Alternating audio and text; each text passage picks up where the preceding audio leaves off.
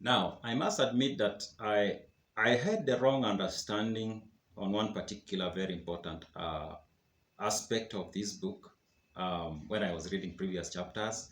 Now, reaching chapter 19 of the book Theologico-Political Treatise, I realized I had wrong understanding of what Baruch Spinoza was trying to argue, in particular about the separation of state from separation of religion and state. My assumption had always been Baruch was trying to argue that the two should be separated. But turns out that's not exactly his argument. His argument is not that this religion should be separated from the state. And in fact, he argues the opposite. For him, religion cannot be separated from the state. Now, reading this chapter 19. His main argument, though, is that religious leaders should not be allowed to influence public policy. That's I think that's the only argument he makes about that. And now looking at this chapter and trying to connect everything through the previous chapters. In fact, his argument is in this chapter, what he's trying to argue is the question he's trying to answer is should religion influence public policy or should government influence religious practice? That's what he's looking at. And his conclusion is the government has to control religious practice. And his argument is that if government does not control religious practice, then there's going to be anarchy. And in fact, he goes on to argue that religion cannot function outside a well-organized commonwealth.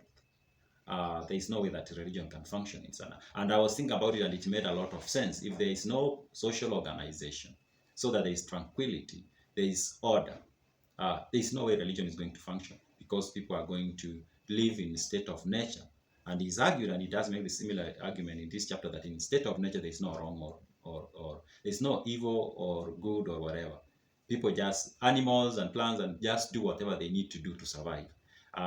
The concepts of good and evil only starts emerging when you have an organized society, a commonwealth, where people have agreed that we shouldn't live in fear. We should live in an ordered society so that we don't hurt each other and we live peacefully. So he says religion cannot exist outside a well-organized commonwealth. And that for that reason, religion has to be under sovereign. Because if religion is not under sovereign, then you are risking anarchy in that commonwealth. That's his argument. And I found that to be interesting. I was like, no, for the longest time, my assumption has been he wants the religion to be separated from the state. But that's not what he is arguing. His argument is religion should not be allowed to be above the sovereign, the state, but religion should be under the sovereign. And in fact, the sovereign should take steps to make sure that they control how religion is practiced within its area of influence. Because he says if that is not done, then there is anarchy, and when that anarchy comes, even that religion itself will not survive. So for the good of the religion itself and for the good of the state, religion needs to be under the control of the sovereign. And he says religion functions to its optimum level when it functions under the control of the sovereign.